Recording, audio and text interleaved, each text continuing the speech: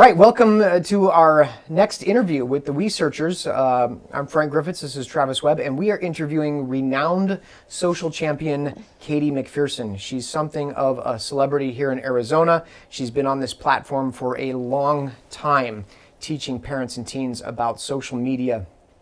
Yeah, and the ability to really take a look at yourself and your use too. I mean, kids all the time will be like, well, my mom and dad are on their phones all the time. All the time. And so monkey see, monkey do, obviously. And then that other piece of when you give access, knowing that the mistakes are going to happen and the shaming and condemning and crucifying that happens is absolutely breaking kids in half. Yeah.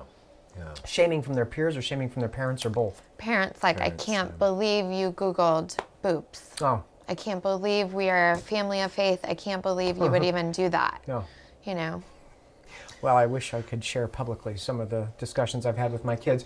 And again, it is a fine line when you've got a 14-year-old who is Googling exactly what you're talking about, right? He's got natural, healthy curiosities, and it's a touchy situation. It's a touchy conversation with your kid. Like, hey, I saw your internet history and you Googled this, and we really shouldn't be doing that, right?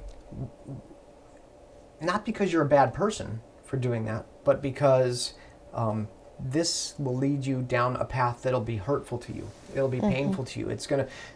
Pornography causes addiction, right? And you can try to share the science, and now try to share the science with your 14-year-old. Maybe it'll click, maybe it won't. But there's a fine line between shaming and educating.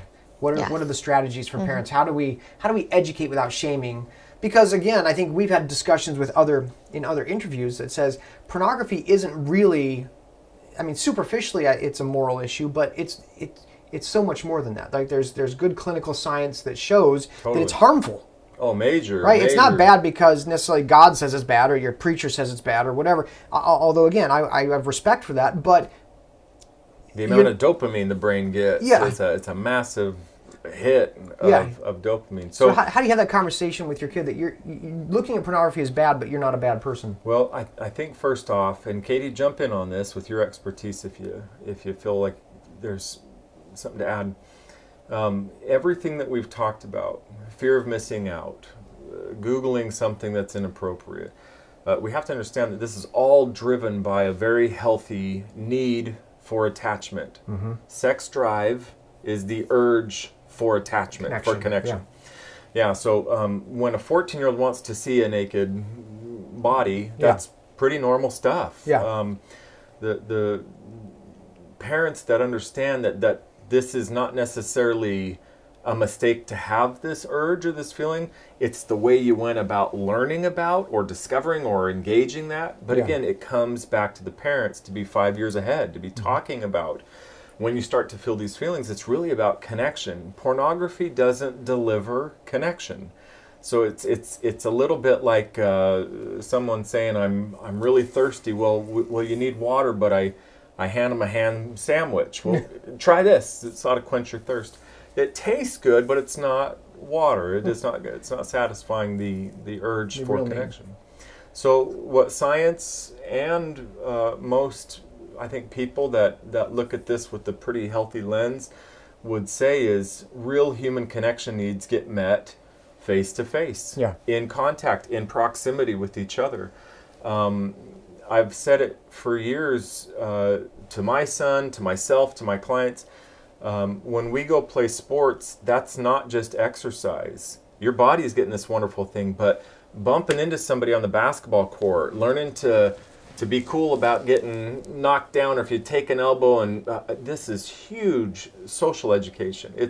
It's massive for connection. So another piece that we have to kind of look at with what phones are doing is, they are taking me down these dark, slippery tunnels. In some cases, it's not all bad. Research says taking it completely away isn't the answer either. Right. But it does limit or prohibit.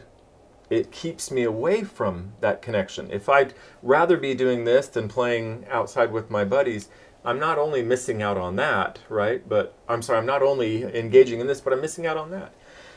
So parents have to be pretty proactive about looking for environments where connection can happen, knowing first of all what meets the connection need, what is the water versus the sandwich, and then putting their kids in environments where those needs can be met. We take care of their safety needs. We put clothes on them. There's a roof overhead. We keep food in the fridge. They have the same desperate need on an emotional level for healthy connection.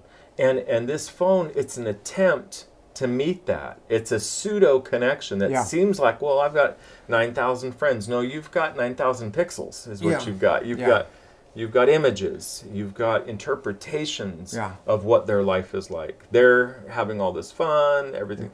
I don't post my vulnerable stuff. I don't post me at 6 a.m. before I brush my teeth. I post my best selfie, with duck lips and my cutest outfit. I've seen that selfie. It's really good. I sent it to you, so I'm glad you got it.